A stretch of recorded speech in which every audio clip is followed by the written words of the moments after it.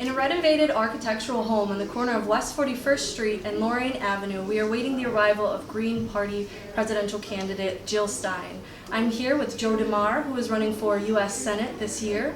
Joe is representative of the Green Party platform. So just to begin, could you give us an understanding of what the most important platforms are of the Green Party that resonate with you? Sure. Well, I like to say the Green Party is like other parties except that we have principles. We have 10 key principles, and we use these to make all our decisions when we're in office.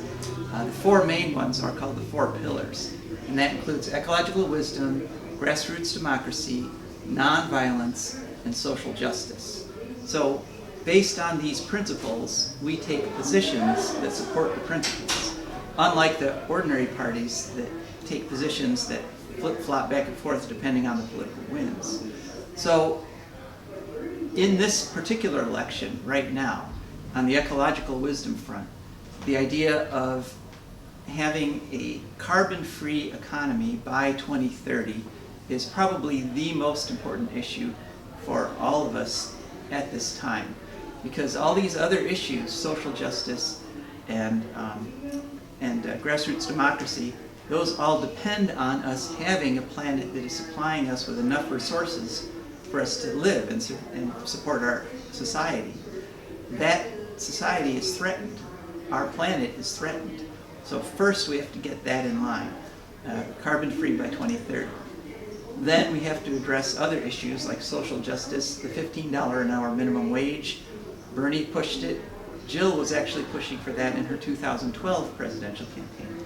So the Greens have been on the forefront of a lot of these issues, such as gay and lesbian marriages. Jason West was a mayor of New Paltz, New York, about 15 years ago, and he started marrying gay couples before it was legal, and he kept doing it until the New York State Supreme Court said they were going to throw him into prison. So we're often out ahead on the Democrats on these things. But on global climate change, the Democrats and the Republicans are moving in the wrong direction. The Republicans are actively trying to destroy our environment. There's no way to sugarcoat that. And the Democrats are not even pushing for what's necessary to save it. They're pushing for some half measure that won't protect our environment. So social justice issues like Black Lives Matter and minimum wage increases, ecological wisdom, grassroots democracy, I think this campaign is an example of grassroots democracy.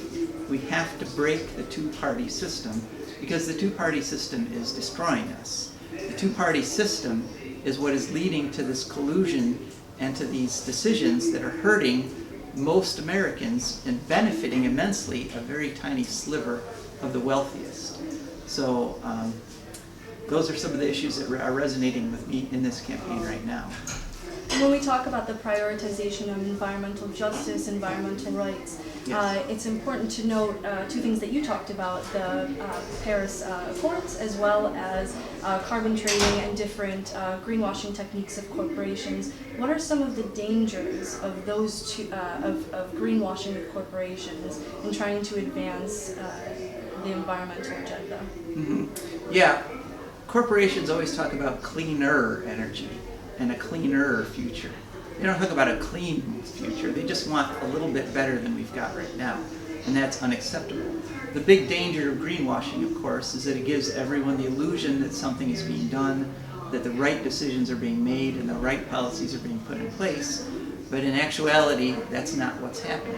What's happening is more of the same, more fracking wells, more gas lines, more shipping of oil all over the world.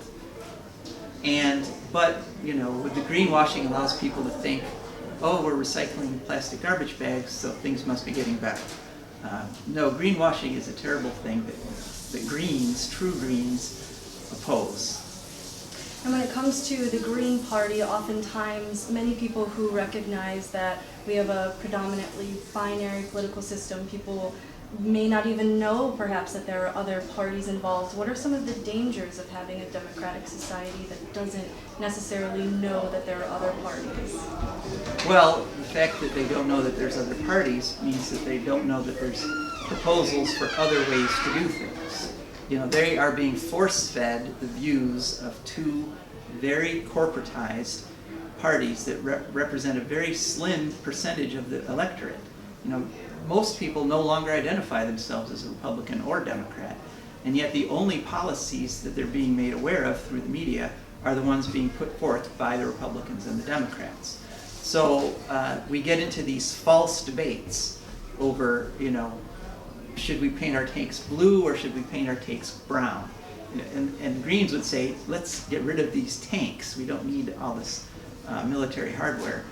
Jill has a position that she wants to cut the military budget by 50%. Neither of the other parties is going to propose anything like that because they would go up against the money from the companies that are making money off of war. And so they're never going to propose it. Most people have never even thought of the idea that we can cut our military budget in half and still be safe because they're not being presented with that point of view. And the problem, of course, is that that point of view is the right one. They're not being presented with the true options. They're being presented with false options, and that gives you the illusion of democracy. And talking more about democracy and maybe some of the problems that we're experiencing today, we've had a very, very low voter turnout for a very long time. So what are some ways that we can really get these issues to resonate with the voting public in order to get them out to the polls? Well, I would say that the surging popularity of the Green Party is actually helping to do that. Because people are finally beginning to see. We've been working on the Greens. I've been a Green since the early 80s. And we've been slowly building and slowly pushing and slowly growing all that time. And now people are actually beginning to see that they can change things. There can actually be another party. There can actually be another choice. And so demonstrating grassroots democracy works by participating in grassroots democracy is probably the most important part. And then otherwise, I think that once people participate in democracy and make decisions that cause actual changes, and they see those changes happen and they see those changes work and improve things, then I think what's going to happen is an increase in participation. I have a master's in education, and teachers were taught about something called learned helplessness. And that is, it's the situation where if someone tries to do something and fails over and over again, or gets punished for trying to do the right thing, they eventually reach a point of giving up. Well, that's what the ordinary parties are trying to do to the electorate. And they've been succeeding at it because most people are giving up. The problem is we can't afford to give up. The planet is at stake. And so when Greens achieve victories and actually change things, for example, in San Francisco, once Greens took over the city council, they instituted a citywide healthcare system. Once people see those sorts of things happening after putting Greens into office, then they start participating again, and they overcome the learned helplessness and actually get back involved in the process. And in light of the RNC coming to Cleveland next week, I'm wondering, what are your expectations?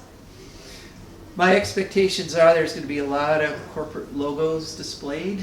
I think there's going to be a lot of people that are going to righteously be in the streets protesting the policies of a party which, the Republican Party, no longer even pretends to care about what the majority of Americans think. I was born in 1962, and I grew up in the 70s, and I remember a time when Republicans and Democrats actually competed with each other to do laws that the people wanted. They would compete to see who would put in higher environmental standards. The Republicans discovered there was more money to be made by going the other way, by siding with the corporations and lowering standards for everybody. And they've been pursuing that for decades now.